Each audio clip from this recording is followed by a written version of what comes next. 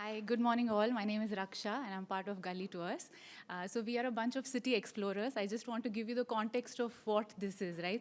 So you can see people who will come here and present. So we are just curious about the city. We explore Bangalore as a city, and we have put together some things that we like about certain neighborhoods. So we'll, as she said, we'll have three teams, three groups coming here and talking about each neighborhood and something that they found interesting about it. And 20 minutes, I think, for each presentation. We'll complete all the presentations, and at the end, if you have any questions or if you want to share something about the neighborhood that you know, you can do that. So first team, we have the literary trail.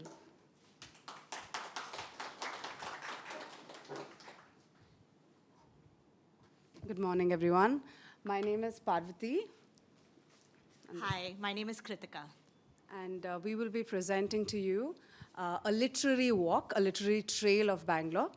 And this will be around central Bangalore. And yeah, the clicker work. So we've called it Bookmarking Bengaluru. And basically, we will be showing you the literary landscape of Bangalore. Again, when I say literary landscape, it can go on. I can use the entire day to talk about it. So we are going to condense it a little bit. Like I mentioned, I'm Parvati. I'm part of this GULLY.TOURS, where I lead walks around the city. It's a passion of mine. I'm also a visual artist. So today, everybody, I'm just guessing because most people would be from Bangalore, or at least you're familiar with Bangalore as an IT hub, or the Silicon Valley of India, right? But it also has a varied and rich literary heritage to it.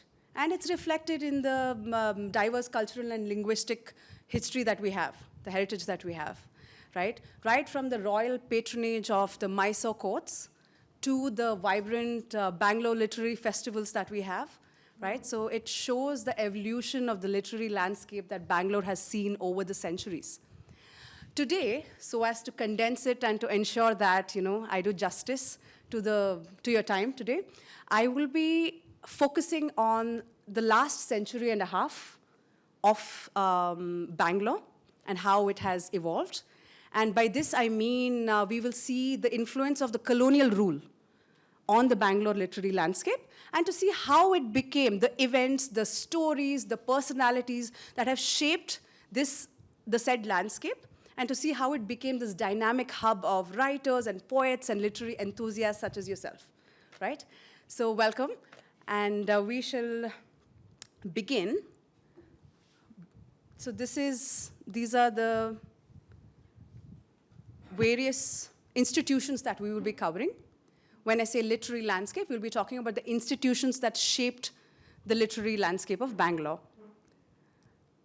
So we start, I'm going to take you back, like I promised, a century and a half, right? So we are in the 1800s.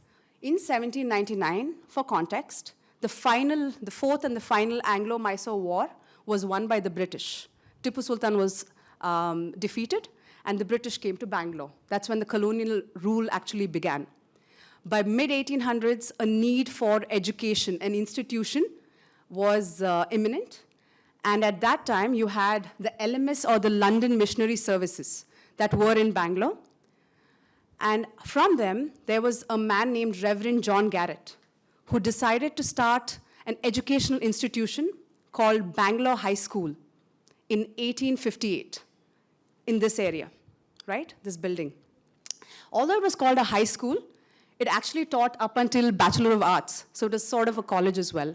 And it was affiliated to the University of Mysore at the time, a very small little, a few students is all. He was the principal for a while. And around 1875, what happened, we had the Chief Commissioner of Bangalore, you must have heard of him, Sir Mark Cubbon, right? The famous Cubbon Park that you know of. So Sir Mark Cubbon said, we need to include natural sciences in your program. Right? So they started expanding it. You had the arts and the sciences, and they got affiliated to the University of Madras and were renamed as Central College, that you now know, which is present in central Bangalore. This is one of the oldest institutions. And by 1964, about a century later, Bangalore University was formed, And the nucleus of it included 2 colleges, Central College with the Arts and Sciences, and the Engineering College, which is the UVCE, or the University Vishwesvaraya Engineering College. Vishwesvaraya because one of the most eminent, notable alumni of Central College was Sir M. Vishwesvaraya, the first engineer of India, right? He was also the Diwan of Mysore, and in his honor, UVCE was built. And other alumni also include the last Governor General of India, C. Rajagopalachari. We also have C.V. Raman, who presented his Nobel Prize-winning work first at Central College in 1927. So this is one of the pictures that were captured back in, This was a picture captured when it was flourishing as Central College. And this picture will show you the red color. This was you see a lot of these red buildings all over Bangalore, right? You have the library, you have the High Court, you have the Mayo Hall, right? All of them have this bright red color. We call it Pompeii red because of the lava that flowed out of Mount Vesuvius in Pompeii. It's a very intimidating color, and the British used it, right? So this was it's a very typical colonial building, this color. And this was built in the Gothic style. So just if you were to walk a few hundred meters down onto Avenue Road, you will find this church right now, which was built in 1917, rebuilt rather, again in that bright red Pompeii color. This is called the Rice Memorial Church. So Rice Memorial, again, another London Missionary Service, LMS person. His name was Benjamin Holt Rice. He comes with his wife to this area, builds a church. It did not look like this in the 1800s, 1837. This was rebuilt in 1917. He builds the church and realizes that people aren't following his language. They don't understand English. So he learns Canarese. Canarese is Kannada. It used to be called Canarese. In 9 months, he learns Kannada and Tamil. So he can teach in that. Not just discourses from the Bible. He's also teaching geography, arithmetic, history. He wants to educate people. So the literary scene is already being established in central Bangalore, which was the Indian part of Bangalore, because the colonial part was the cantonment region where you had the British people, right? So he starts that, and his wife realizes, and education was limited to boys at that time. His wife realizes girls need education too. So they set up the Canaries boarding school for girls. There's a road called Mission Road. It's very popular, in Bangalore. Mission Road was named after the London missionaries. And right now, it still exists. It's called the Mitralaya Girls' School. This was built by Mr. Rice and his wife, right? And moving on, they have a son. His name is Benjamin Lewis Rice. This man is an out-and-out Kannada boy. He's grown up in Bangalore, right? And he knows Canarese, Kannada. And he is himself a scholar, and he has translated the Bible to Kannada, so it is available to more people in the city. He is also, like his dad, translated in Kannada. He's written textbooks about arithmetic, geography, history, etc. He's also very famous for this particular volume. These were 12 volumes called the Epigraphia Karnataka, which had Kannada it was in English, and he translated all of these ancient manuscripts and inscriptions that were in Kannada all over the kingdom of Mysore, which includes everything like Coorg, Bangalore, Mysore, everywhere he could find these ancient manuscripts, which would have been lost in the annals of time, because clearly if you did not know Kannada, how would you get access to this? And now this is available. You can find it in the State Central Library. The copies are available everywhere. It's called the Epigraphia Karnataka. So he was very instrumental in writing this and translating. Until he retired, he did this, right? So a little bit about him. He's a very interesting guy. So B.L. Rice, he gets educated in Mysore, because back then it was still Mysore. We're still talking about the 1800s, mid-1800s. Goes to the United Kingdom, England, back then, to get his education. That's how all the British people who were born in India are educated. Comes back and becomes the principal of this college, right? Central College. Back then, it is still Bangalore High School, by the way, right? And he's a principal. He has 200 students, and there are only 6 headmasters. Try to imagine this time, if you will. This is 1860s, early 1860s. Out of the 6 headmasters, 2 of them are Indian, which is a big deal. And these are all boys again. Only boys were educated because girls weren't allowed to. It's not that they did not provide it, because especially the Rices were very welcoming of everybody, men, women, any British Indian, right? So he becomes the headmaster of this school, then later college, and he's very, very instrumental in expanding it. He's encouraging his kids to also pursue debating, theater, like different vocations, so that he can prepare them to send them to the University of Madras, which is like your next step in your education, right? Because back then they're still affiliated to Mysore. Later on, by I think 1875, we also get affiliated to the University of Madras, so it starts expanding, and you have more vocations available in Central College, all thanks to Mr. Benjamin Lewis Rice, right? And finally, like I mentioned, back to Epigraphia Karnataka, which is his most important work. How did he land here? He is made the head of the archaeology department in the Mysore State Archaeology Department, right? And until he retires, this was in 1884, and until he retires in the early 1900s, he is busy translating, documenting, doing as much as possible. He lived up until he was 90 years old. So until he was about 70 or 80, he was sitting and doing this. Okay? So you find people could enjoy, what was already written about Karnataka. And once he died, at the age of 90, we have something called the Mythic Society, which runs this quarterly journal. They actually put an obituary which said the entire city of Mysore is feeling the loss of Mr. Benjamin Lewis Rice, because they're so attached to him and his work that was done. And I will just mention this, just a couple of points before I close. Mr. Benjamin Lewis Rice also set up the Literary and Scientific Institute in the late 1800s, which is now known as the Bowring Institute. He did this so that like-minded people could get together in the pursuit of literary, scientific, and cultural pursuit, right? And there was also the Industrial Revolution that was happening in Europe at that time. What did that mean? It meant he was getting more and more people educated so that they could read, they could write, they could do public speaking. So he was just getting more space, and the doors were open to everybody. Later on, the first president of this club, Lewin Bowring, made it into a social club that we now know it as, right? So that's your current, Bowring Institute, as it stands now as a social club. Bangalore Club existed, by the way, so he did not feel the need to make a club. He just wanted the Lit and the Scientific Club. And finally, because now we're moving from literary institutes, one of the best ones that we have in Bangalore is the Central State Library. And this was built about 100 years ago. It was designed by architect Richard Sankey. It houses over 3 million books. It has everything. It has about 800 books in Braille alone. And it has rare periodicals, rare classics. It has academic journals.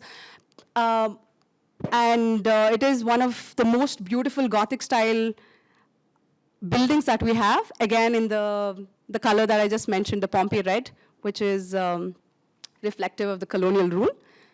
And we also had a concept called mobile libraries in the 90s in Bangalore, where this bus with about 6,000 to 7,000 books would go around the city, especially in Jayanagar stop, like an ice cream truck.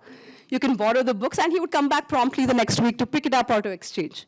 All right, so that's it from me, and I'm letting Kritika take over. Thank you. Thanks, Parvati.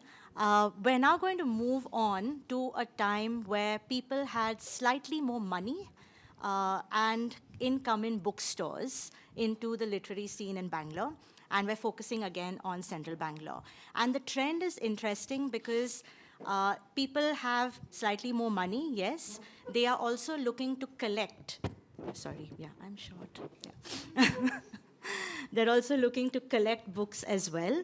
There are some people who are looking to move beyond textbooks and religious books because that is what was collected at that point. And in comes in Higginbothams. And I think everyone would have seen Higginbothams because it still exists today. Higginbothams started in Madras, and it was very well known back then because it was also one of the places that would supply books to the Prince of Wales when he visited India as well. It comes to Bangalore in 1905 at the South Parade, where it still exists today. And what's interesting is that The person who was born in 1905 is Anant Ramakrishnan, who is also the later owner of Higginbotham's. And currently, Higginbotham's today is owned by the Amalgamations Group, which was started by him. So there's actually a continuation that we see there. Higginbotham's is also interesting because it was kind of also called the railway bookstore because it kind of took over railway stations in India as well at that point of time. So this is Higginbotham's back then, and this is Higginbotham's today. Not much has changed with the building. Maybe a little bit of like a touch-up, but yeah, the books have definitely changed. We also see that, in case you didn't know, the next time you visit Higginbotham's, there's a secret passage inside that connects Church Street and MG Road. So do check it out the next time you go there. So from Higginbotham's, which is a colonial bookstore that was set up, we move towards another very familiar bookstore called Select, which is a family-run bookstore. And we see the upcoming of family-run bookstores quite a bit in Bangalore, not just in central Bangalore, but across, but today we're concentrating on this. And Select Bookstore was really popular for its rare editions. It had a signed copy of Tagore's books. It had the first edition of Alice in Wonderland. And I think there may be some of you who also own some rare editions and have spent loads of money in this bookstore, as we all have. So who started this? So this was started by KBK Rao, who was a lawyer and definitely not a bookseller. In the 1940s, as you can see, there used to be a lot of auctions in Bangalore of books that were being disposed of by American and British families who were leaving India. And he would just leave his clients and go and find these books. And I don't know whether he made a very good lawyer, but he definitely made a very good bookseller. And he was one of the first who really started that profession.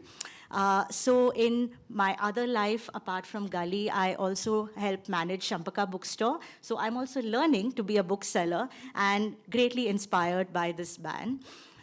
He was so much into books that all he talked about was books.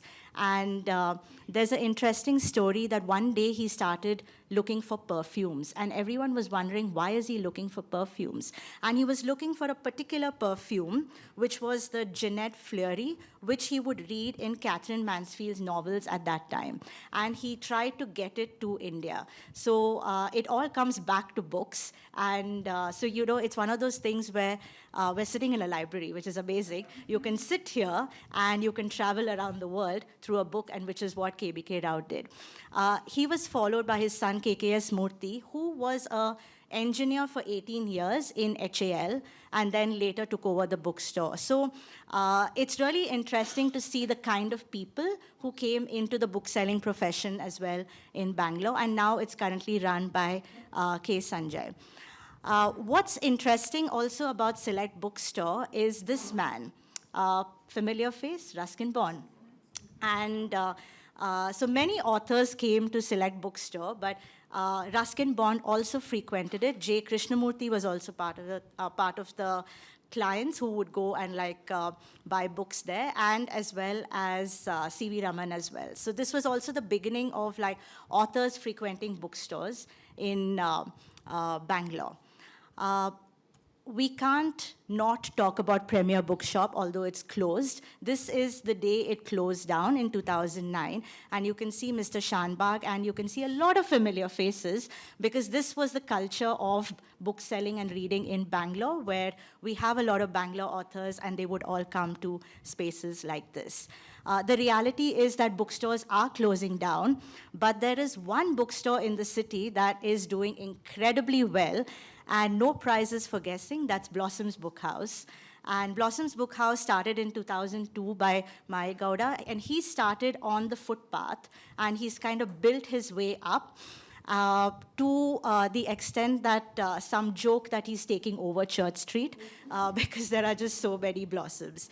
And Blossoms is now a tourist destination. So when I do gully walks sometimes, people are like, yeah, I want to go see like Chickpete, all of that, but I also want to go to Blossoms. So it's on everyone's to-do list. For those of you who don't know, there's a blog called Overheard in Blossoms, and it's really interesting to hear the kind of anecdotes that people have. It's also a first date site as well in the city for those who are looking for spaces. And Blossoms is one of those which has like really grown. And there are currently 3 Blossoms in Church Street. And who knows, by the end of the year, there may be a 4th one. So the question is, which Blossoms do you go to? Yeah.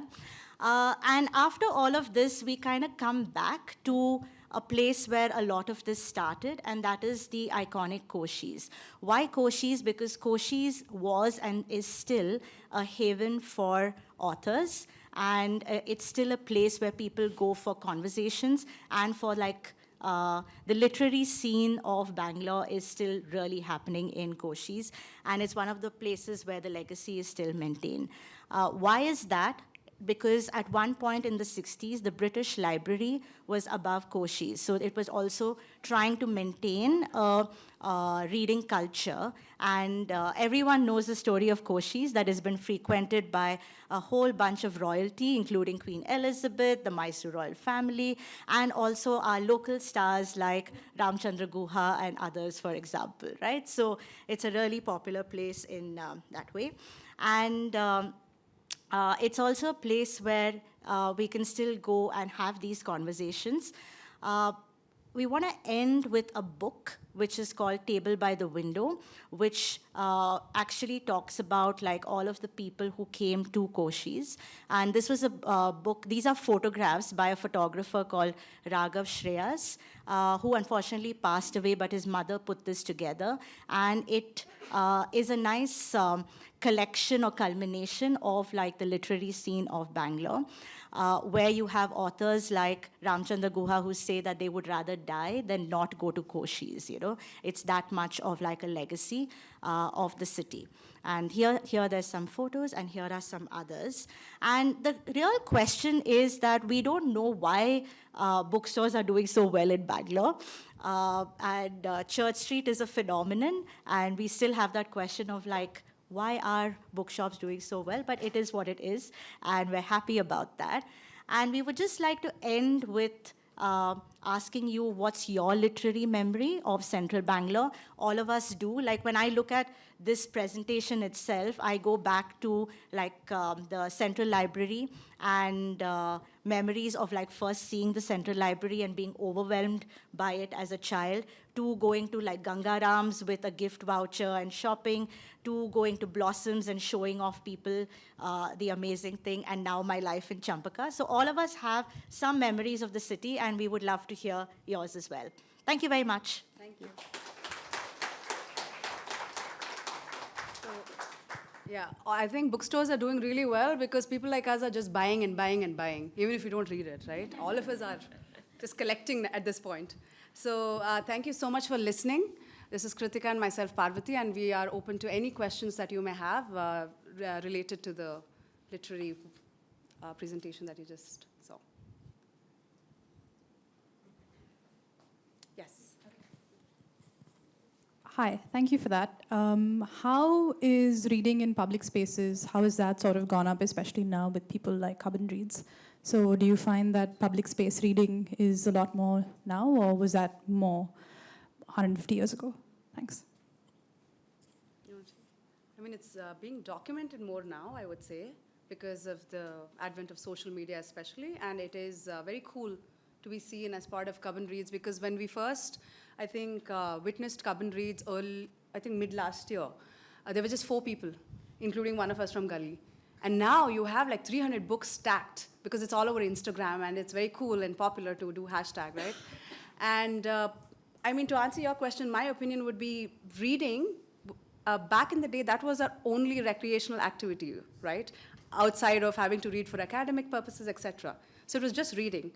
Right now, to even pick up a book is a novelty, right? Very few people who are ardent readers would perhaps pick up a book, but otherwise, I don't know, like, I think it's being documented more now in terms of readership. Yeah, and I think also probably COVID also played a role in terms of like it coming up a bit more. But Church Street is definitely a very interesting street because I don't think there's anywhere else in the country where there are so many bookstores and bookstores are doing well, because it's not just about Blossoms, right? It's like Book World, Bookworm, all of them. And that's very nice to see as well, so. And we also, at some point, I feel, because I've been going to Blossom since it was that first store, when I was in high school and college, sorry. And they made it okay to own second-hand books. Because back in the day, we would just buy new books, if you're privileged enough, or you can get a new copy. But Blossoms made it cool and okay to own pre-owned books, pre-loved books. And now, I mean, you have a note in there. We started romanticizing it. Right, so I guess that's why Church Street is thriving with the book scene, book market scene. Yeah. There's some on that side. Late 60s. It was not necessarily literary, but the Koshis was on Brigade Road also. We had a Koshis with the jukebox. The Vada Sambar was known all over Bangalore for the Koshis, Vada Sambar and the dosa. So invariably we would visit Koshis on Brigade Road. It was one of the places where we would all meet. And as you rightly said, British Council Library, with my friend Nataraj was there, and we always got nice books to go to that library. And I studied in Mysore, so we had a book house in Mysore, Murthy's, in Lansdowne buildings. We could get a textbook from him for something like 15 rupees. In the last page, he will write 15 rupees and give it to us. You have to put a wrapper and keep it nicely.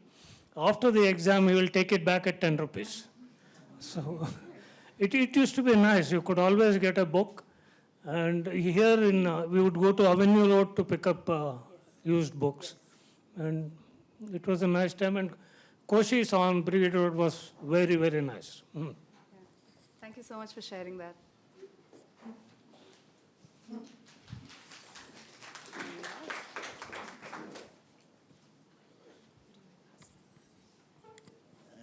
Regarding literary, I want to add few more schools. One is Vaniwala's school.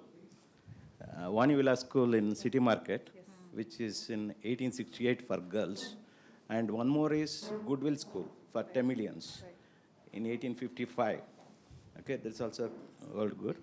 And coming to the other part, the Kannada literature, the landmark is Kannada Sahitya Parishad, okay, and Gita Book House. And one more old book, recently it is demolished in Balepet, old book house, where you used to get kind of even Talegere, I don't know. Those books were also available there. Ramayana, Mahabharata of that time. Now it is no longer that bookshop is there.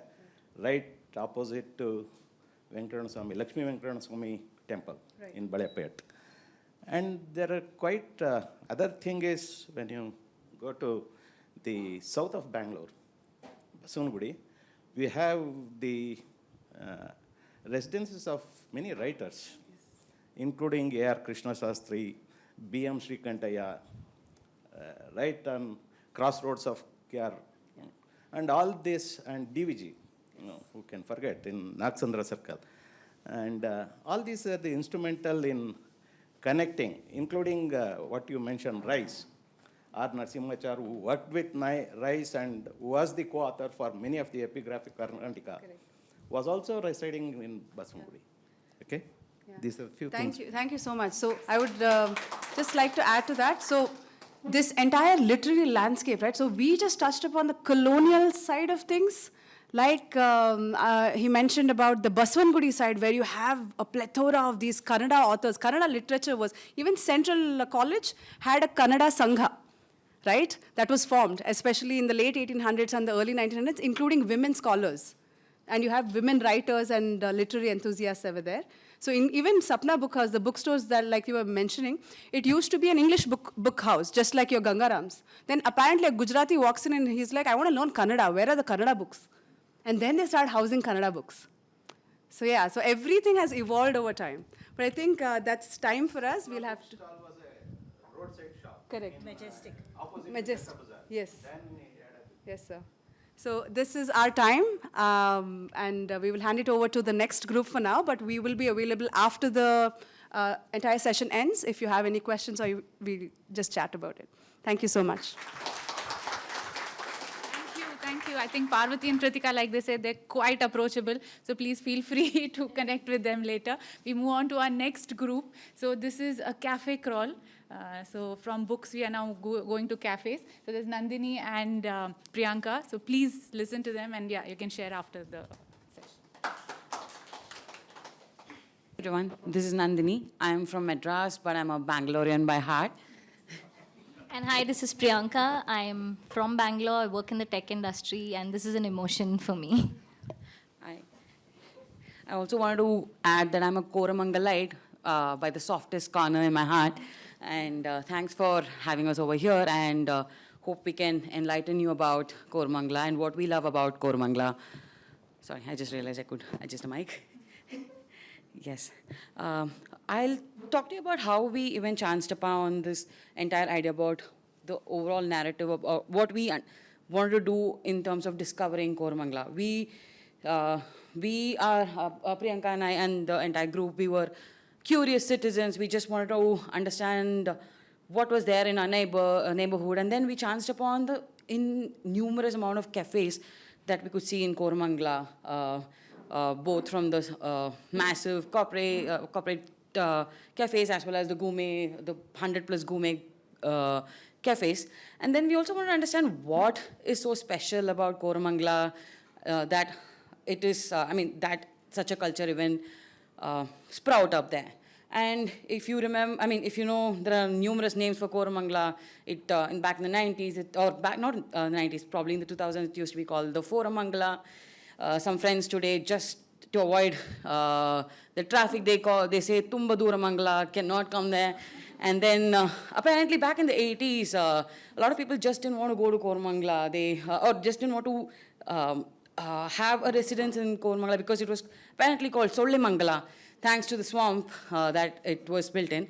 And we have a lot of such stories around Koramangala, but we want to dig deeper and try to understand when was the first ever mention of Koramangala? In fact, I'll just take you through that. And this is how we are going to cover today. We want to talk about the evolution and, of course, take you through the cafes. But do you have does anyone have any idea about what is the earliest mention? What could possibly be the earliest mention of Koramangala as an area in history? No price. Sorry? Kempegowda. So that's about the 16th century. His daughter, there's a legend, again, we do not know if it's correct or not, where Kempegowda's daughter-in-law apparently sacrificed herself. However, it goes even beyond that. In fact, the first ever mention of the Koramangala area was 1200 years back, back in 890 AD. I'm not sure if you're able to read through that, but there are numbers here, 1, 2, 3, 4, 5, and goes up to 10. Again, this is a Veeragallu. This is a heroic stone where they talk about a hero who sacrificed his life in war, and because of that, they wanted to gift him 12 villages. And I'm not sure if you're able to read this, but I'll just read through the names. Bempuru, Tovaguru, Puvina Mangala, Kuttenidu, Nalluru, Koramangundu, Iggaluru. There is also a Yelgunte. Do any of these names sound familiar to you while you read through that? Igluru, exactly. Igluru is modern day Ibluru. Yelkunte is again modern day HSR. You have Yelkunte in modern day HSR. Bempuru is modern day Beguru. But look at 6, which is Komarangundu, sorry. And historians and epigraphists have a theory that Komarangundu is essentially a transformation of the Kumarangundu. Essentially, this is Kumaragundu means an area. And they believe that Komarangundu essentially became Kora, transformed into Kora, and Mangala essentially is a Brahmin settlement. And they believe that this is Komarangundu here represents Koramangala, the current Koramangala, and there are even maps of that area, the historic area of these 12 villages, which point to the current day Koramangala.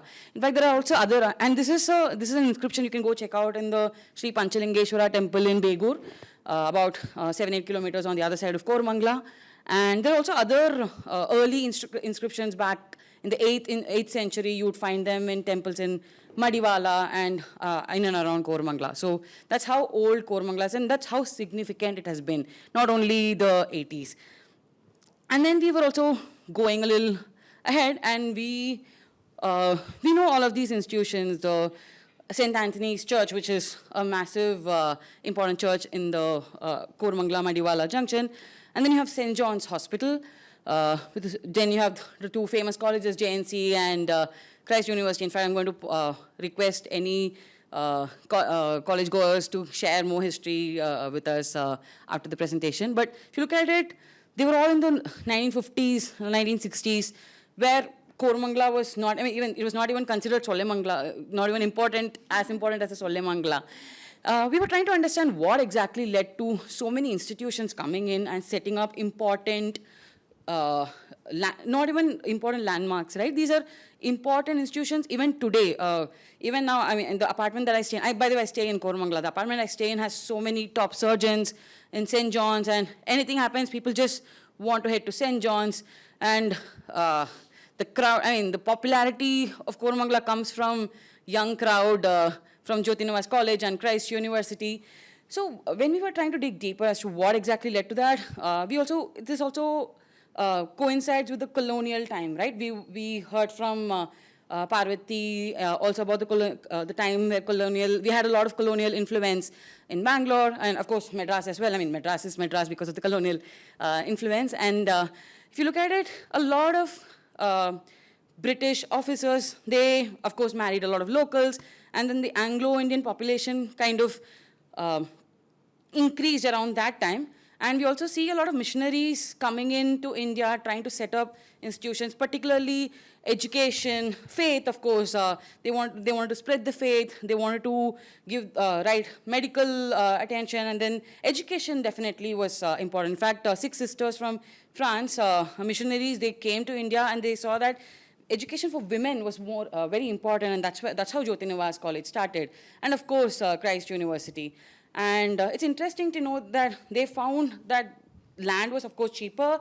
There is, in fact, Koramangala at that point in time was not even considered within the borders of the city or the end of the city, and hence they found that this area was easy to set up large institutions, provide or service the Anglo-Indian community, and then build the faith also, right? So that was interesting for us to know. And all of these institutions are major landmarks today in Koramangala and continue to be extremely important.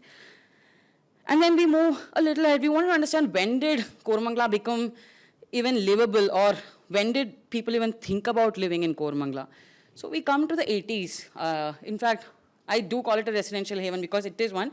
Of course, back in the 80s, it was not considered a residential haven. It was, again, a swampland where land was dirt cheap. So Maiko, which is essentially current day Bosch, we tried to get as similar pictures as possible, but it's pretty much the same building. So back in the 80s, some employees from Maiko bought land in Koramangala, and it was dirt cheap. And they realized that to have fun, to socialize, they just had to go somewhere else, and hence, just to catch up over a few years, they wanted to set up an association. It was called the Koramangala Residential Association, which currently is the Koramangala Club. Extremely difficult to get into. Somebody knows how to let me know. And This Koramangala Residential Association is very instrumental, apparently, in getting the amenities and getting the infrastructure built for Koramangala itself. And how this has transformed the area from being unlivable to a residential haven. So this has played a very important role. And that's what we see as a transformation in 80s and towards later 80s. And in fact, this was also followed later in the 90s by building of the National Games Village, which is a very important residential complex even today. And then we go on to a very important point in time in revolution, in the IT revolution, not only for Koramangala, but overall Bangalore itself. So if you look at it, this map, this has, I'll just show it to you, sorry. You would see Koramangala here, and you would see the inner ring road, and then you would see the the Hosur road. In fact, beyond this is the road leading to Electronic City, and then you also have the 80 feet road which leads to the CBD. If you look at it, during the IT revolution, which was thanks to the liberalization in 1990s, you had the massive boom in Bangalore, and people also wanted to settle in an area which not only is closer to the Electronic City, it's a bit of a conduit between the central business district at that point in time and also the new area, and that's when settlement started happening in Koramangala. So you would see, in fact, back then, what we also hear is the only shopping complex there was, in fact, there was no shopping complex. The only shopping that you could do was in departmental stores, and the first ever shopping complex was the Raheja Arcade, which was built in the erstwhile Manton's factory, which is Raheja Arcade is still holds a very prominent space there. You have a good number of bars around that as well. And then came in the influx of Forum as well. So around early 2000s, you had Forum, which actually transformed the area. Again, rightly earned name of Koramangala. So that was the transformation that happened. And not only did this bring in a lot of people, it brought in a lot of wealth to Koramangala as well. In fact, how did that get built on and where it is right now in terms of the demographics of the area itself is something I'll go to next. This Koramangala became one of the most important startup hubs. In fact, there's a joke about the number of, the density of startups is so huge in Koramangala, and there's also a joke about us at any point in time back in the early 2000s or 2007 or early 2010, 12, if you go to a cafe like a Costa Cafe or a Cafe Coffee Day, you can get at least 8 startup pitches every single day. There's also a joke that even the waiter there will pitch to an investor if given a chance. So that's how it started. And in fact, the house there is the Flipkart house, 447C. And you have, this was started in a house, and they also had their first office in the Vaishnavi Terrace. And they put Koramangala as a startup hub on the map. And then you also had, there are actually a lot more startups. We wanted to also help you discover it on your own. But prominent startups, something like an InstaMojo, we had Swiggy's first office there, Meesho's first office there, and quite a lot of startups like Paytm. A lot of them had a lot of startups there. And second, it also led to a lot of co-working spaces built in Koramangala, which is even now so true. A lot of people, you would find co-working spaces dotted, Koramangala dotted with a lot of co-working spaces even now. So much so that a nationalized bank like SBI felt the need of having a startup branch in Koramangala. This is actually in 2022. They set up the Koramangala, Welcome to the Startup Branch, Koramangala. This is only to fund and help startups, is what we hear. And lastly, if you look at the reason I brought up PVR also, the PVR in Forum was the only, there was only theater which also played ads for startups. We want to take you through the next, the next phase, which is actually the community and the heart of Koramangala. Thanks, Priyanka. Thanks, Nandini. So, with all of us hearing a little bit about how Koramangala evolved and how IT came into Koramangala, I think this is a good place for us to talk about what the culture and community in Koramangala is, right? And how the soul of this place came into existence. If you saw from what you heard from Nandini, you can clearly say that there was a lot of young population at that point coming into Koramangala, either for studying or for work.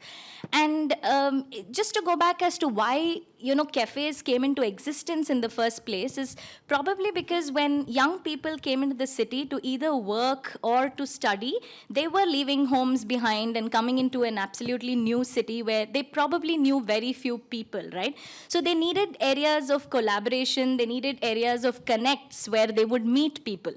And from an IT standpoint, if you see, the evolution of IT has been there in Bangalore from much before working spaces came into existence. And all of these companies in its initial days probably didn't want to invest a lot in terms of real estate for their offices and stuff, right?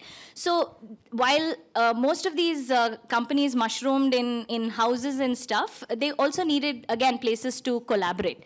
And another interesting thing would also be that food had to kind of reinvent itself with a lot of new people coming in and cosmopolitanism. We had people coming in from different parts of the city and also from different parts of the country and also other countries as well, right? And we had to find food that would add novelty. Like there were darshanis in Bangalore from way back in time, but those were places where people would go for a quick eat. But they needed something that people could go out to and would add some value to actually going out and finding something that you won't find in homes. So that was the other need to have cafes and collaboration spaces for people who ran offices out of homes and needed meeting spaces and stuff. So cafes became a prominent place where all of these things would happen. And if you looked at how cafes came into, how cafes grew in Koramangala, and from when it began as a culture to today, you see different kinds of cafes, and cafes that actually have a place for any kind of person. Let's say you want to read a book or you want to find a quiet corner to finish up your work. You have such cafes. You have cafes where people can, actually go out with their friends, hang out with family.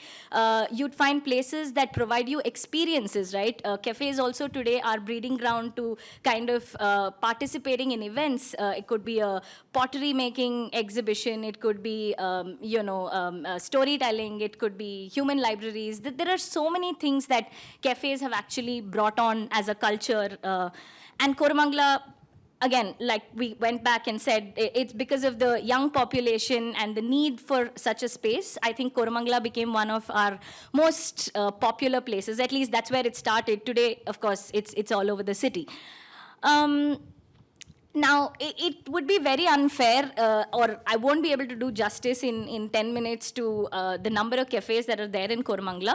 But we just, as part of our research, we found some cafes very interesting and with some novelty and something different that it actually brings to us is what we'd like to show you. How many of you know of this cafe? This is, I think, almost a cult in Koramangala, the DYU Art Cafe. It is one of those cafes that was, partly inspired by the Kashi Cafe in Cochin, right? And it boasts a lot of minimalistic architecture, if you may, sorry. It boasts a lot of minimalistic architecture, but it's also a place that is very vibrant. You go on a weekday, you'd find a lot of people reading a book or working, and you go on a weekend, and the cafe is absolutely vibrant with a lot of young people and interesting conversations that is happening. It does true justice to it being a place of connection and collab, and is one of the most beautiful places that we see in Koramangala, even in terms of architecture. I think one of the most popular dishes, at least that I also personally enjoy from this cafe, is the banoffee pie. If you guys haven't tried it, you must. It's absolutely amazing. I will move on to another cafe, which is also in the bylanes of Koramangala. This is a cafe that anybody can easily miss. It's a house and it's pretty hidden. But if you look at the number of experiences that this cafe actually offers, it's very surprising. So this cafe is being run by a couple. The lady is Polish and the guy is Indian. They started this cafe as an experience cafe where they wanted to educate people and also promote sustainability. That's what they started off with. Today, this place has a cafe which serves a lot of vegan food. The lady specializes in it, and anybody can walk in to their cafe, and they have Sunday brunches that are organized, which is to introduce people to veganism. One of their famous dishes are the puddu cakes, which is very famous. Again, they call it one of Bangalore's most healthy desserts. It's made of tender coconut, cashew nuts, oats, almonds, and dates, and is supposed to be a specialty. They also have a hostel for people coming in from different parts of the world. They have very clean rooms, Wi-Fi, people could come, stay there, meet other people who'd be interested to show them around the city. And they also have a tour company wherein people who are interested in sustainable travel and eco-friendly travels, right from the Himalayas all the way to jungles, they have recommendations and they organize tours. So it's a complete package of what people do here. And they also are into wellness. They host yoga camps. They have talks on wellness. They have human libraries on a weekend and jamming sessions. It's a place that truly reflects connection. A typical evening would look like this in Happiness Cafe.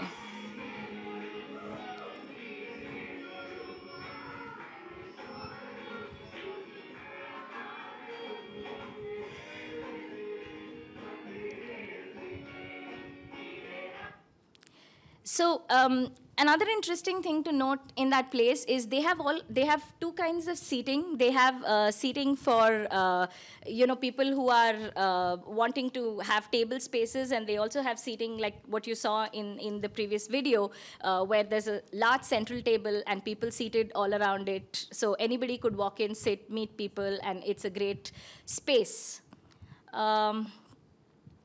Moving on to the Dialogues Cafe, this place is a 2.5-story building in Koramangala again.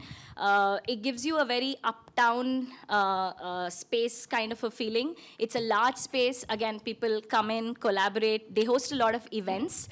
And it's also boastful of its infrastructure that's available that people want to go in and work. And another novelty of this cafe is that they host a lot of board games. They have board game nights. Quickly move on to the last one. This was a true treasure that we found in our journey to the cafe crawl. It's an Arabian kitchen very close to the bus depot in Koramangala. It's known for its Arabic food, introduction to Arabic food, and also it's known for socio-political conversations. So some of the most interesting, one of the most interesting things that they do is a bi-monthly event which is called Kawa and Kitabe, and they organize discussions in about 20-odd people. The groups are 20-odd people, and what we hear is very famous among the millennials. Their tickets get sold out in less than 48 hours. Some interesting conversations that have happened in the past few weeks or past few monthly events is things like there was a Syrian person, third-generation Syrian in Bangalore, who comes in and talks about how their family migrated from Syria to India. They had discussions on marginalization of cinema. They had discussions about how caste plays a role today. And this place was apparently started by the hosts with the idea of giving a comfortable space for people to discuss controversial topics and to be safe in that zone. And they also host events wherein internationally acclaimed chefs come in and introduce you to the Middle Eastern cuisine. So Yemen cuisine was introduced in this cafe by a very famous chef in one of the recent events. we'd leave you with that. And it would be interesting for us to know whether any of you all have been to any of these cafes and if you all have any experiences to share with us.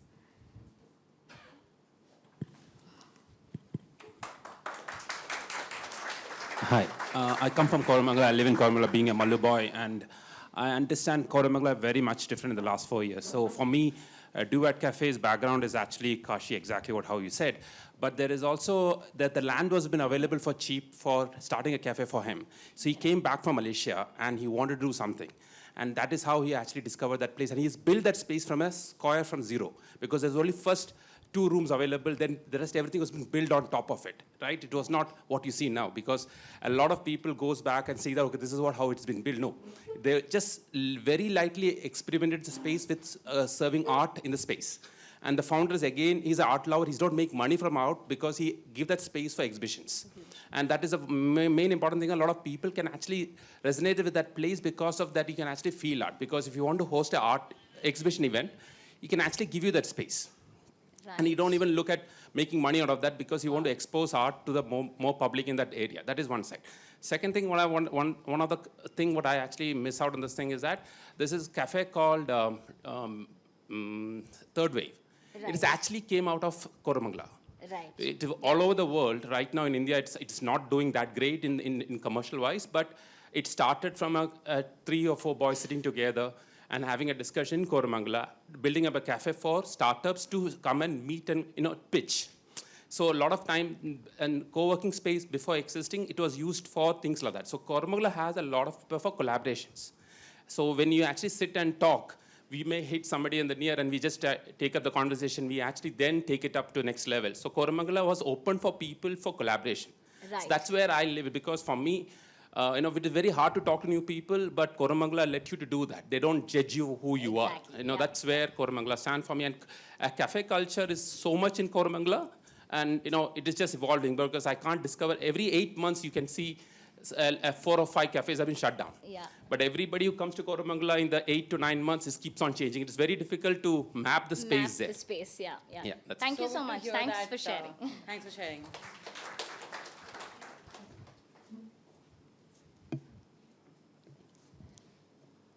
Anybody else who'd like to go? Final.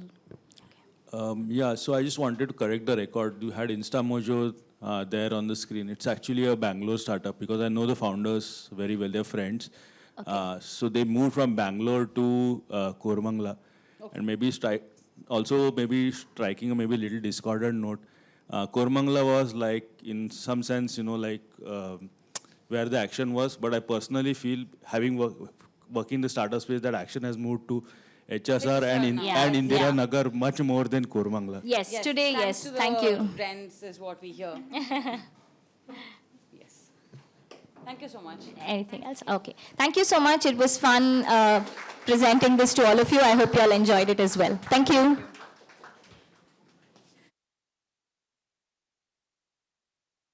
More suggestions, please, we can discuss, and maybe we'll all meet sometime in Koramangala in one of the cafes. So thank you. The last group, very, very interesting, is the Karaga Connection, right?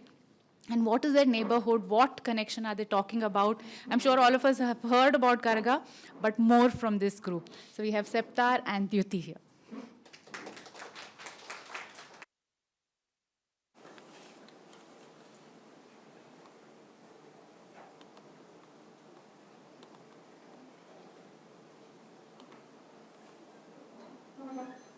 Good afternoon, everyone.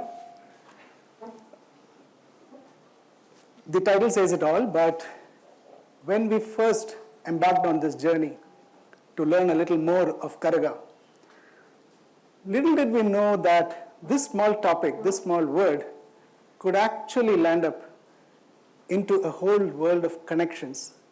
Connections of people, connections of community, customs, tradition, religion, communal harmony, and sports.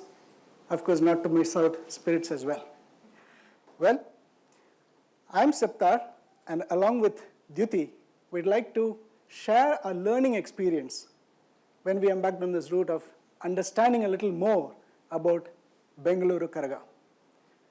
But if I really want to help you keep with this subject, I'd like to share the actual meaning of Karaga, right? And it's very simple by breaking the word Karaga word by word. What does Ka stand for? Kaiyalli muttade. What does Ra stand for? Rundada mele hottikondu, which is carrying over the head. And what is Ga? It is gatisuvudu, or going around. So Karaga literally means going around the city, carrying the deity on the head without touching her. With this, I hand over to Dhyuti to take you through the journey. So now we understood what Karaga is. Let's know a little bit more about why we celebrate Karaga and how we celebrate Karaga. So for those of you who are familiar with the Hindu mythology, what comes to your mind when I say the name Draupadi? Yeah, so probably a story of distress where the Pandavas and Kauravas put her through humiliation. So what if I told you there exists a story where Draupadi, she's a hero and she fights demons. And this story has a deep connection with Namma Bengaluru. So let's go back to the time right after the Mahabharata war, when the Pandavas, along with Draupadi, decide to journey to heaven.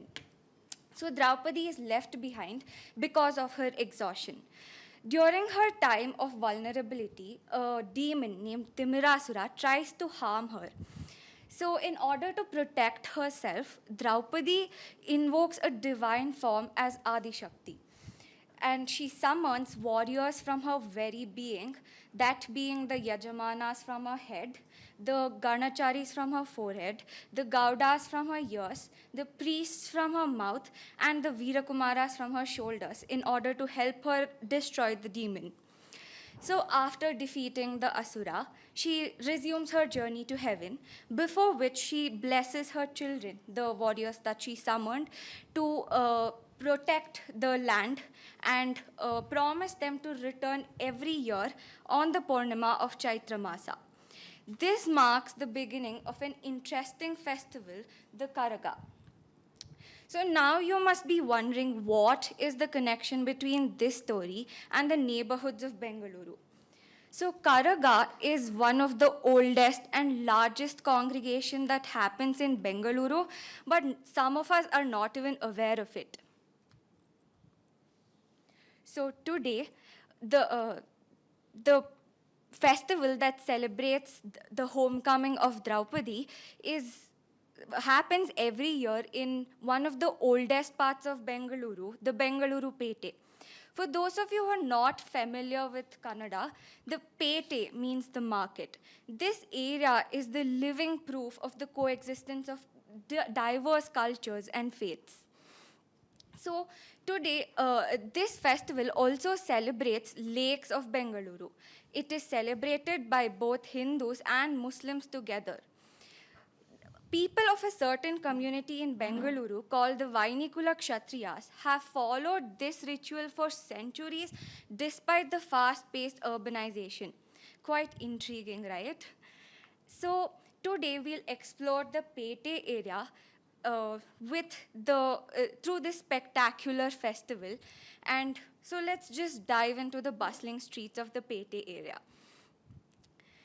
This festival is a 9-day festival, and each day has its own festivities and rituals associated with it, starting with the Dwajarohana, that is the hoisting of the flag, and then Huvina Arti, Deepotsava, and creation and installation of the Hasi Karaga, and Pongal Seve, and finally on the Purnima, the Karaga Utsav.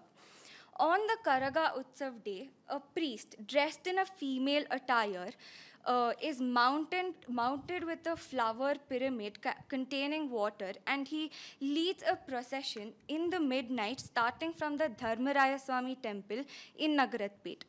So they visit temples and dargahs that have been signified in the red dots around the city. So touching the edges of the old city, the procession comes back to the Dharmaraya Swami temple in the early hours of next morning. So you remember the time when I told you this festival also celebrates lakes of Bengaluru? The black colored dots on the map signify the lakes, the Ganga Puja locations where they go during the 2nd and the 7th day. So the 5 lakes are celebrated during this festival. So a group of priests and the Karaga priest visit temples, water bodies, and 3 Garudi manes in order to cleanse themselves to receive the goddess. So now we'll learn more about the Pete area, diving deeper into the Karaga story and exploring a part of its route. Let's start with the Dharmaraya Swami temple, which is the starting and the ending point of the Karaga. This temple was built by the Tigala community. They are one of the oldest social groups in the Pete area, and they were known for their agriculture and horticulture, that's growing vegetables and flowers. So this temple, in its inner sanctum, you can see the idols of Draupadi, Pandavas, Lord Krishna, and Adi Shakti. So we'll also learn a bit about its history as well. This temple is certified by the State Archaeology Department to be approximately 800 years old. And the inner it's around the Ganga dynasty, around 250 to 1000 BC.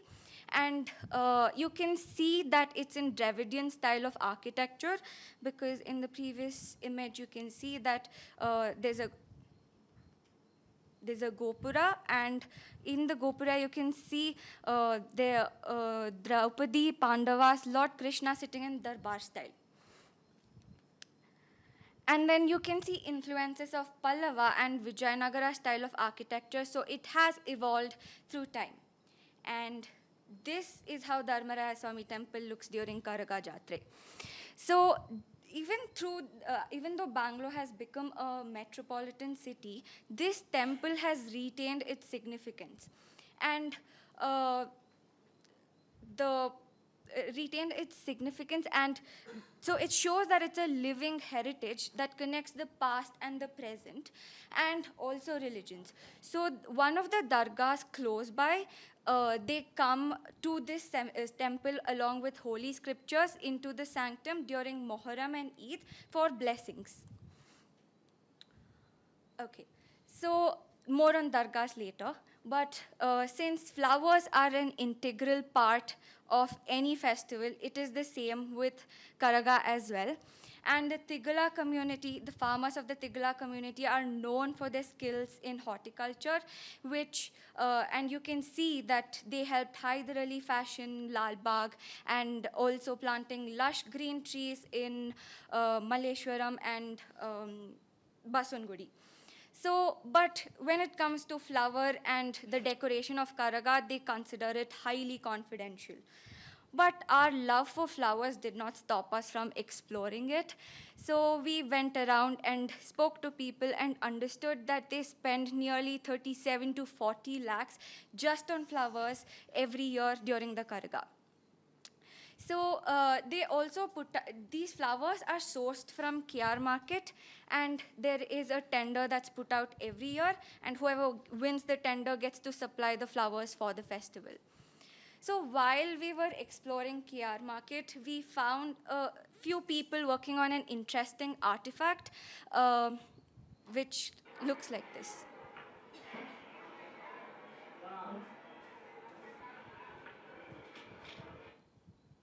So this is used on the day 8 of the Karaga, where the Huvina Aarti is performed by the women of the Pete area. Around 1,000 to 1,500 women come to the Dharmaraya Swami temple and go around it in the early morning hours. And on day 9 of the festival, the goddess is born in the form of Hasi Karaga, that you can see that he's holding, which is also a flower decoration. And they get this from the Sampangi lake into the Dharmaraya Swami temple, where she takes her fully grown form as water contained inside the Karaga. So now I will pass it on to Septar so he can tell you more interesting stops in the Pete area. The,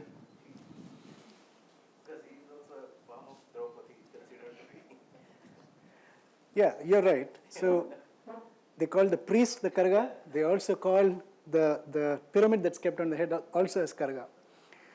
So our next connection, before I even go ahead, is Garadi. The word Garadi comes from Garuda. And Hindu mythology, if many of you know, Garuda is actually the vehicle of Lord Vishnu, considered Garuda is also considered the king of birds and having immense physical strength. That's a depiction of Garuda for you. Now, but what is Garadi and Karaga? We'll go ahead understand that a little more. Any idea what is Garadi Mane? Mane in Kannada means home, but Garadi. Well,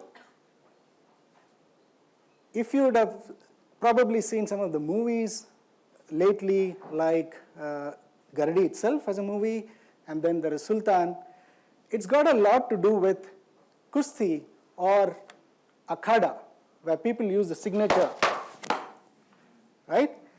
So, Garadi is nothing but the traditional gymnasium. And this, what you see, are the equipments. This particular gymnasium is the Kunjan Garadi Mane, which is the closest next to the Dharmaraya Swami temple, where the priest trains himself over here. The training goes for almost about 6 months. Now, how these Garadi Manes evolved is right from the olden times, influence of Greco-Roman wrestling styles, and today, most of these Garadi Manes still function with a little bit of charity funds. Modernization has brought in gyms, but these are still functioning. You have 340-year-old Garadi Mane, which Hyder Ali used to train near one of the Cottonpet areas. So why is it that Garadi Mane is so important is, you will notice with this image, this particular pyramid is about 15 to 20 kilograms, right? And for somebody to balance it on the head without touching, walk around the city, and when they go to the temples or the a specific location, if they have to form a dance like this, you need real strength, you need some grit and balance. And that's training inside the Garadi. The Garadi is also used for a different purpose. 3 days before the main festival, this is Hasi Karaga, where the Adi Shakti, which is considered as a form or a liquid, a substance which nobody knows except for the Tigla community, held in an unbaked earthen pot. It's not revealed. It's covered, and this red color structure is still again covered with a pyramid of flowers. Now that increases the weight, and imagine that weight on a person's head. So that's what Garadi Mane does to the priest. Our next connection was a very interesting one, and that is the Tawakkal Mastan Dargah. Now there's a little bit of history, story that I like to share over here. 5 brothers from Persia, the erstwhile Iran, during the time that Hyder Ali was reconstructing the Bangalore fort, happened to come to India to trade horses. Out of these 5, 3 of them stayed back, and the 2 returned. Tawakkal Mastan, the eldest one, Manik Mastan, and Tipu Mastan. Now these 3 were actually Sufi saints as well, and they were promoting, or they were preaching Sufism at the end of the day near the Dharma Buddhi Lake, which is today the Majestic bus stand. Now the 3 were also working, reconstructing the fort which Hyder Ali was building, and they were not taking wages for the work that they did. Now Hyder Ali noticed this and wanted to understand a little more, so he sent his Kiledar, who came back with a report saying that there seemed to be some supernatural power with these guys. When they lift the stone, they lift it, but there's no gap. I mean, there's a gap, the stone is not placed on their head. This actually made Hyder Ali to go and meet them in person and understand what they were all about, and ask them, what do you need? What can I do for you? Since they were not taking the wages. So Tawakkal Mastan said, if you really need to do good for the people, construct or build a dargah for me. And that's how the Tawakkal Mastan Dargah came in. Well, what happens, or why is it that the dargah has got a connection with the Karaga? One of the Karaga processions, which actually happened to be in front of this dargah, and Tawakkal Mastan was witness to it, had actually got knocked down by the Karaga. So when he got knocked down, what he did was, in a fit of rage and pain, he cursed the Karaga. At that instant, the Karaga stopped, unable to move forward, unable to take a step forward. People were wondering what to do. And somebody, what they did, went to the Dharmaraya Swami temple, took some holy turmeric, applied it on Tawakkal Mastan, and he got cured immediately. At that moment, he released the curse, and the Karaga proceeded. So from that day onwards, there is no document, but then from that day onwards, we understand that the Karaga goes to the dargah, seeks blessings, and then passes on to the root. And you see, Hindus and Muslims coming together, communal harmony is what I'm trying to talk about, and that's a great connection. Well, this is how it looks.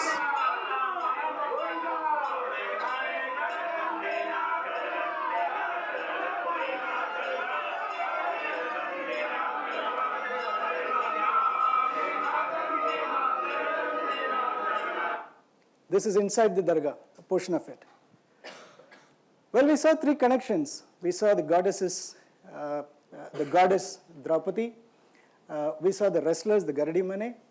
We saw the saint and spirits, that is Tawakkal Mastan. Well, this wouldn't have actually been possible without a team effort, right? And meeting people.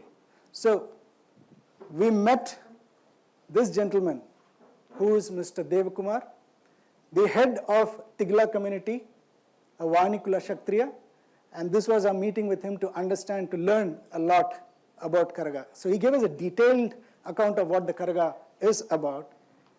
And then Mr. Ayaz Ahmad Shorwadi, who is the head priest of the Tawakkal Mastan Dargah, he still practices, he's still there.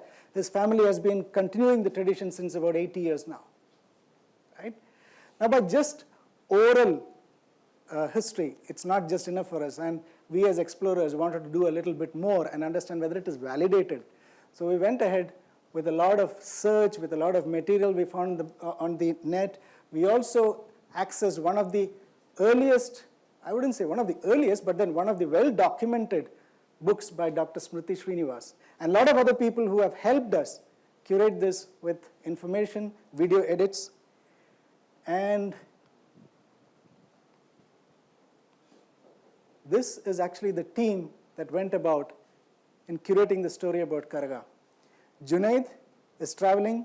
He's the first guy standing on the left side. Seema, put your hand out. Aishwarya, our guide, our mentor. Shilpa, she's here with us. Dyuti and me. So our learnings, quite interesting. Being in Bangalore, been passing around that route in Bangalore, been seeing that area, went to SP Road, went to Chickpet Road, but never thought of something like this, never even knew about Dharmaraya Swami Temple. So our learnings were that it's all interconnected.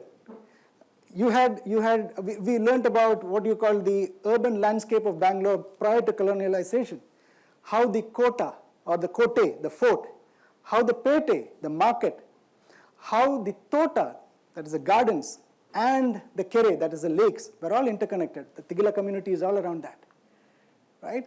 And today the whole festival is about communal harmony. It's about the past and the present. It's about a lot more of celebrating life, and it's about water bodies. Life and water has a good connection. I'm sure that without water nobody can exist, right? Well, if you would like to participate in the Karaga, there are just three things that you need. Number one, an open heart. Number two, a big smile. And number three, a little of enthusiasm. So, shall we go to the Karaga? All of you? Yes. Fantastic.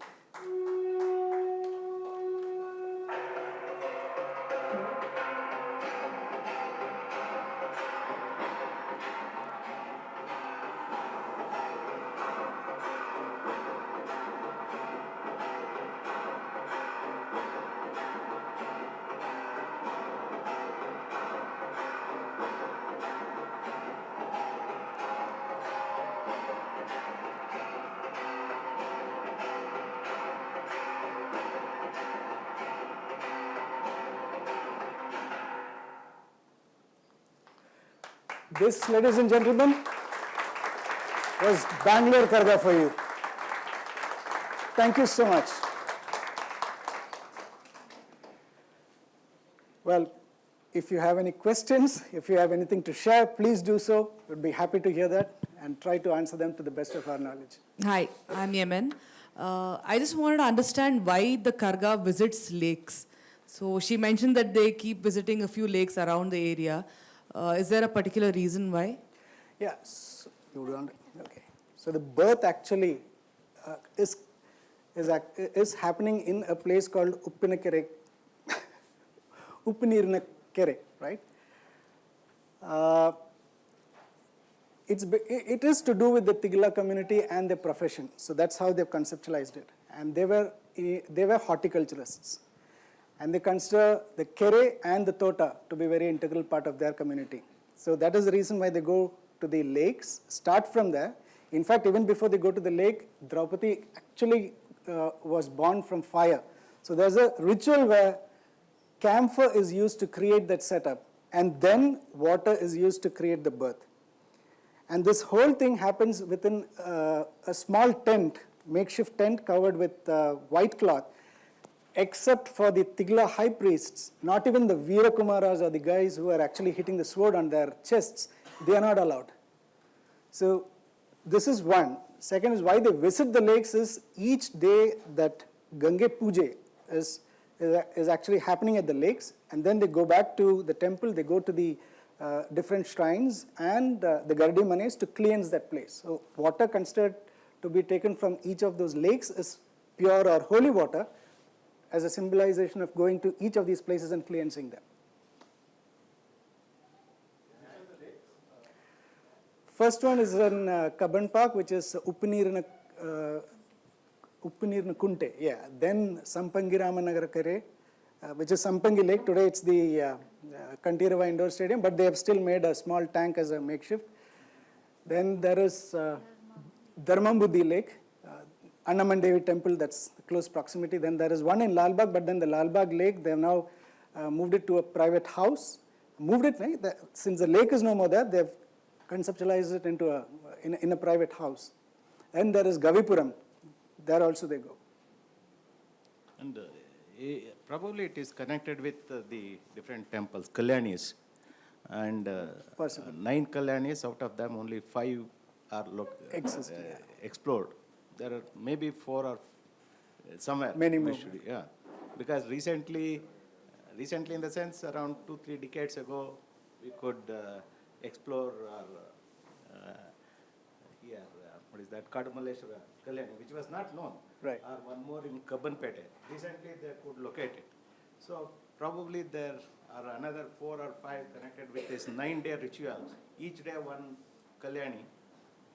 Other 4 may be there somewhere, which is hidden or buried. Possible. Okay, and maybe some more days to come when these high-rise buildings excavate deep into them, probably will get more Kalyanis. Check. I didn't quite understand about the Hasi Karga you were talking about and how what's inside it is not known to others and only the community knows about it or something like that. Yes. Where will it be for the rest of the year and why is it not known to others? I didn't quite understand that part. Well, we did make an attempt to understand that a little more, but then what the Tiglas believe is that once that secret is revealed, and that's the end of that community. So they safeguard it as much as possible. Now, to answer your question in another way, the answer that I received from the head priest is that the unbaked earthen pot has Draupadi, the Adi Shakti in it. Adi Shakti has 3 parts. One is Srishti, that is the birth, Sthiti, that is the state, and Laya, which is the destruction. So after the 9th day, she is released back. She goes back to heaven. That's the concept. And that form is not visible. It's only visible to those 3-4 people who are inside the tent, not at all to anybody else. What is the connection between Draupadi and Draupadi was born from fire. That's what they say in the scriptures. And this particular story is a parallel to Mahabharata, which is called the Karaga Purana or Vahinikula Purana. Yeah. So these guys, this community, Vahinikula community, is also birth is from the fire. Yeah, Tigana is also in fact it is fire and Kula. But here the aspect is that we have tried to find out when it started and how it started. There is no written documentation. We have seen documentation that the community actually migrated from Tamil Nadu and Andhra Pradesh during the Vijayanagara time, Krishnadevaraya's time, to Karnataka. And today it's a mixture of Tamil, Telugu as well as Kannada communities. And even in the Tigilas there are again bifurcations, about 3, where the Vahinikula Kshatriyas follow the lunar calendar, and that is the reason why this entire festival happens after the sunset, before the sunrise. Is it true that Veerakumars carrying the swords? Yeah. Significance that if the priest accidentally drops over the head, he gets chopped off? That is true. It is true. But till date it has not happened. Yeah, but in 2022, I think an incident, something similar did happen, but then not a very serious one. And last year, I think 2023, yeah, the person who was supposed to bear the Karaga, an internal feud, there was acid thrown, it's out on the papers. But the same person is carrying the Karaga he carried the Karaga this year as well, Mr. Jnanendra. One final question. Yeah. Between March and April, the early April, end of March.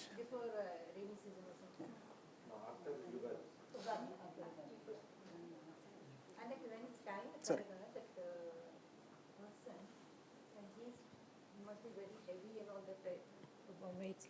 It's okay, you can hear me. Now for the others to hear your question. Okay. No, the priest he's a priest only, no? He's carrying it. They have this training and everything.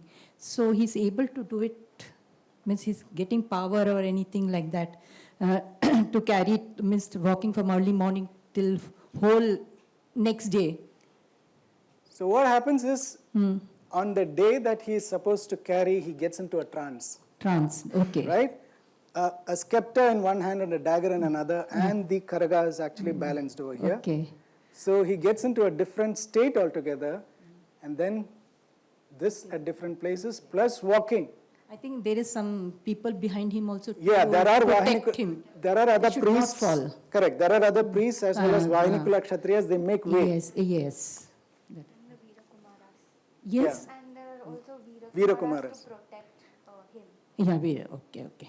Nice, very interesting to know about this. Thank you. Very beautiful, very beautiful. Something different. Thank you. I'm Shubhra, so I'm Bengali, but I came to know all this. Very nice. Keman acho? Bhalo achi. One final question. Yeah, sure. Hi, could you tell about how the Pete evolved with relation to the Karaga? Because the Pete has evolved a lot since, even independence. So how the spaces, grew around the Karaga? Is there any evolution about that? Okay, let me put it this way. Not just the Pete, if you look at the people around, right, as independence, urbanization, modernization came up, even the lives, the profession that each of them were involved in started changing. The land, okay, let me put it, the property cost over there is quite high. So if you look at today's situation, you will find a lot of non-localites being there than of localites. The percentage has come down. The kind of produce over there is different. Right? The kind of artisans who have come in and set foot is quite different.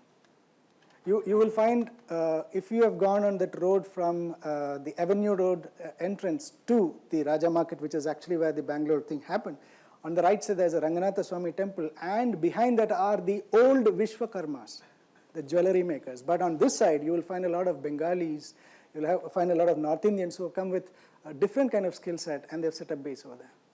This is one aspect. So reality or reality prices have actually changed. The kind of trade, the kind of produce has changed.